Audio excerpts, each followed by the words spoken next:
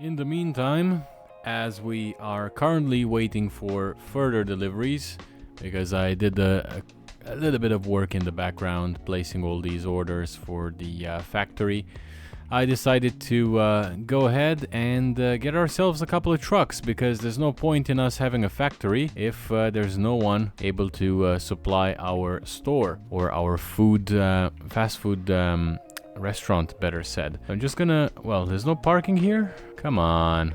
Really? You know what? I cannot be bothered, so I'm just gonna do a Balkan parking job here. Right. Oh, there's parking right in front of me. You know what? I literally don't care. So I'm just gonna park the car right there, because we are having quite a bit of money, so I can afford the ticket. I'm gonna get a truck. So let's get a yellow one. Very beautiful. It would have been great if we had a delivery system for the trucks as well. That would have saved us a lot of time, because I was thinking about like, how easy is it to create businesses if you have already money? And I was thinking about this. If you have all the contacts that you need, which we do because we unlocked it from the beginning of the game, and if you have all the money, then could you potentially just sit in your car and do everything from the apps? And the answer is kind of yes. The only things that you don't have access to is the delivery of the actual truck. That's the only problem, so to speak. Because for the head office, you can call the interior installation firm. And oh my god, what am I doing here?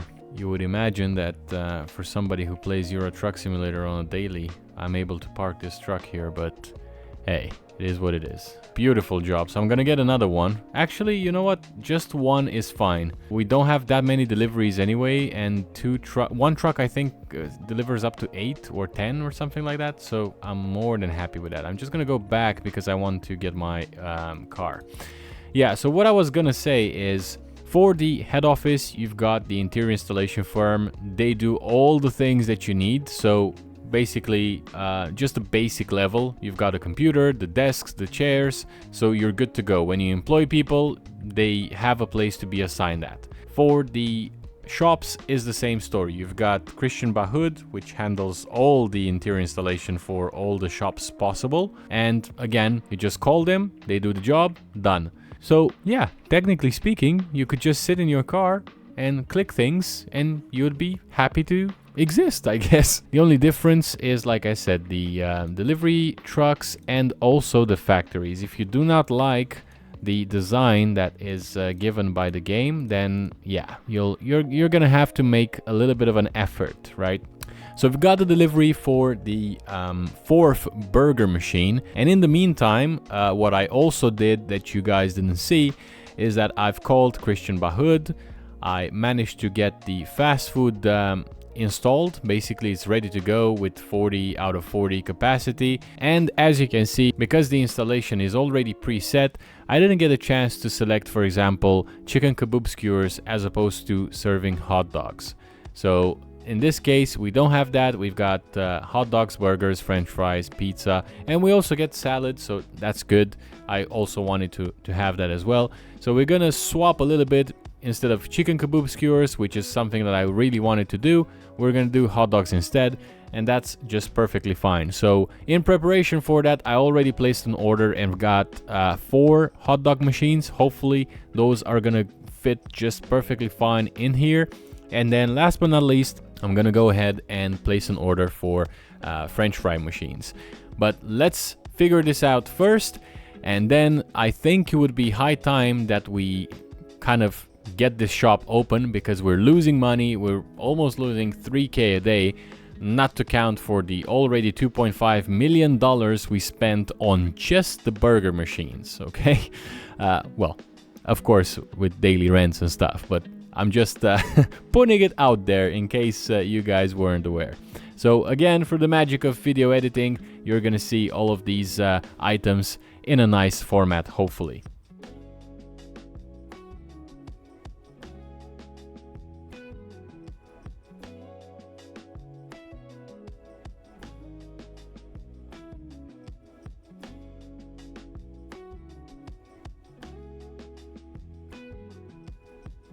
And another nice thing that I've just realized is this other toggle that they introduced, which is the smart delivery. And when it's toggled on, if the target amount, so for example we have here 10,000 cheese, 10,000 dough, so if this target amount is already reached, meaning that we already have 10,000 cheese and dough, then no additional products will be delivered.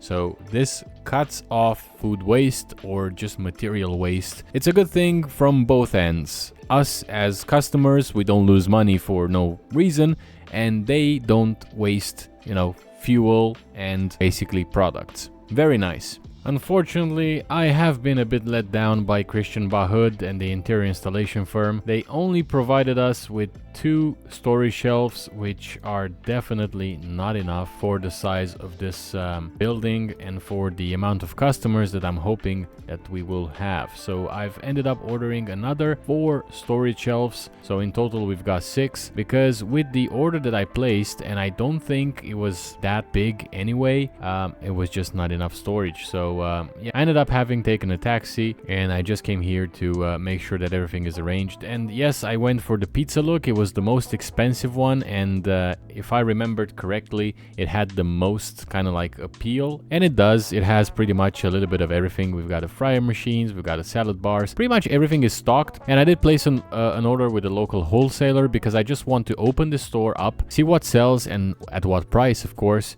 And after I have kind of 7 days worth of sales, I'm gonna stop it, and then we're gonna start introducing our own in-house made products.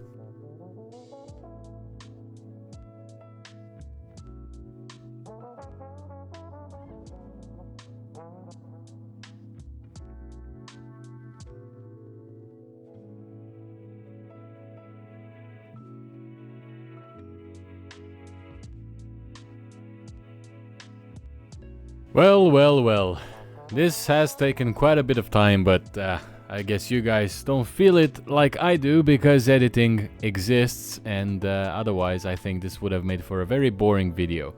But here we are. I've managed to put together most of these machineries, and look at my workers just go in and pick up their items. Very lovely. So let me walk you through here. Basically, you can ignore this bit. Let's assume it doesn't exist. So remember how just a few minutes ago I said that I bought 4 more hot dog machines? What I meant to say is pizza machines. Because after careful consideration, I realized that pizza and burgers, they both use sliced cheese.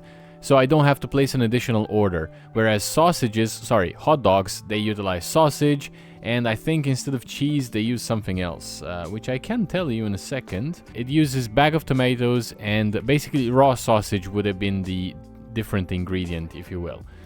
But regardless, oh, what's going on here? Oh, this is supposed to be making dough. Oh, we don't need this? Do we not need this? I don't get it. What's going on? Dough. This is... Oh, okay, this is the baking machine, which I guess we need to make the pizza, but I don't need it here. My bad. Let me just... well, this changes the dynamics, doesn't it? Let me see if this is the way it works. See? Yeah, that's the way it works. Okay, so let me just quickly and briefly fix this. As always, in the middle of me making a statement, now I'm completely lost. I don't know what I wanted to say beforehand, but you know what? It is what it is. So let me just fix this quickly. Dough here, dough, tomato, sliced cheese. Beautiful. And yeah, the last one doesn't exist, so I guess I fixed it. Okay, cool. So what I wanted to say is that I've spent a significant amount of time putting this together, and you already know that I've created the burger machine here. We've got 4 of them. What is wrong with you now, man? Oh my god, can I complete one sentence, please? Okay, you need to go that way. Thank you. Okay, so the burger machines are fine. They're all working. It's all very nice. The most important part, and the one I was afraid of, was that the people would not have enough space around the wall. But it looks like I've done a pretty decent job, and everyone is pretty happy, I would say. It's not the easiest to navigate, I will admit that. So if you want to come in here, you need to go all the way across. So around, actually, not across. So it's gonna take a little bit of time for these guys to carry the materials to their respective machineries. But once that's done, I think it's pretty straightforward, and we're not we're not gonna see any sort of production halt, I hope. Now, with the pizza machines, these are also working. We've pretty much built this warehouse to about 25% production. It's taken us basically probably more than $2 million to put all this together. And the outcome, I don't know what that outcome is yet. We're just gonna have to see. I've literally just started it, so it's gonna take a day or so. In terms of factory workers and schedules, so I'm only doing Monday to Friday. I'm not as horrible as I wanted to be in terms of opening weekends as well. This is also to kind of limit the amount of workers I have as well, because at the end of the day, you don't really want to have too many factory workers because they cost a lot of money. So I'm trying to find the sweet spot. So I'm going to do Monday to Friday. I wanted initially to do 12-hour shifts, but obviously I don't have enough workers. By the looks of it, I have just about enough to cover all days, but not the extra 3 hours here.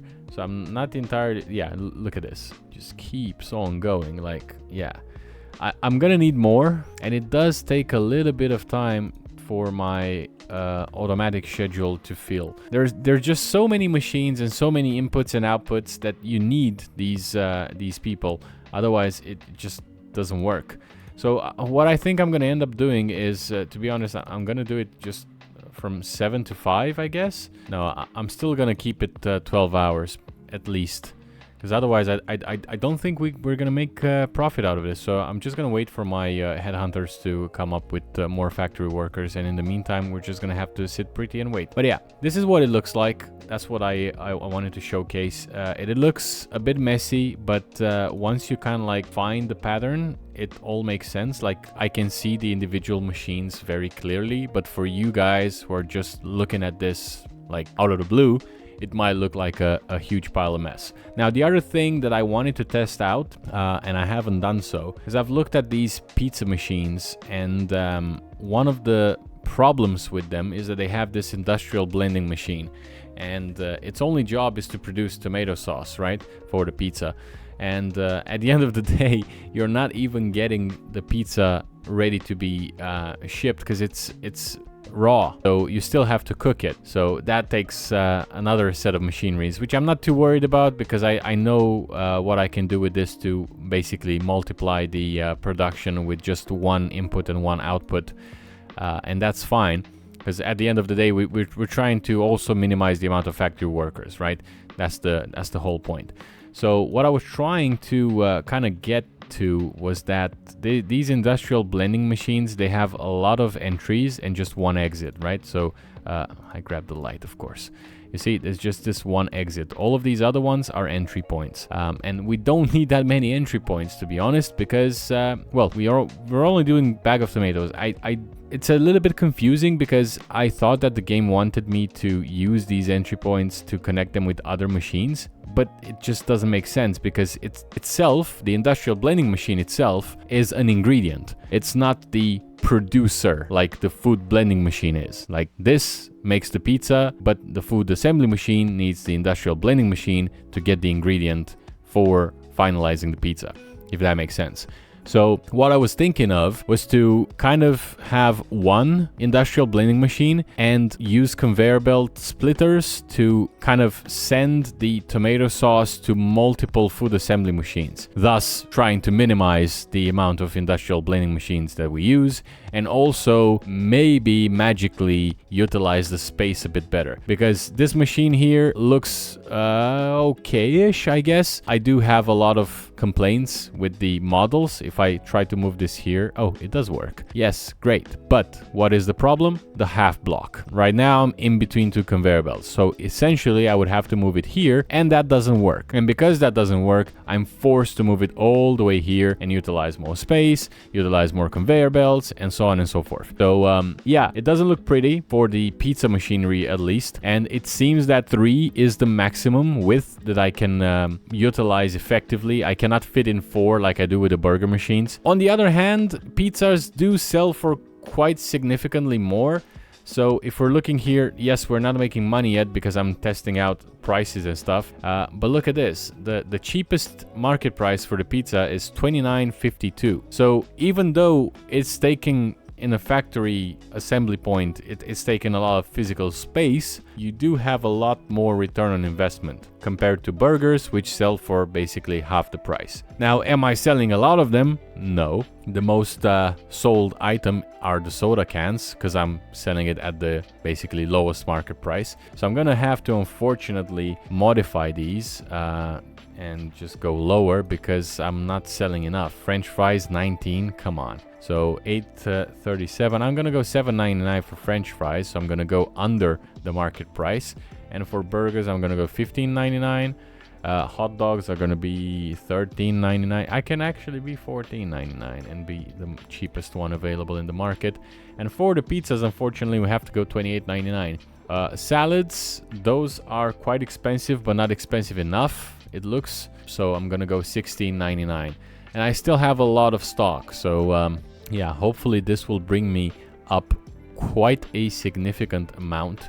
But yeah, this is where we're at right now. The next step will be for me to create the fry machines. And we still have a lot of space left, so don't you worry. Like, I'm not bothered at all by the fact that these pizza machines are taking a bit more space than I hoped they would. But in the grand scheme of things, I think we're still in a very, very sweet spot.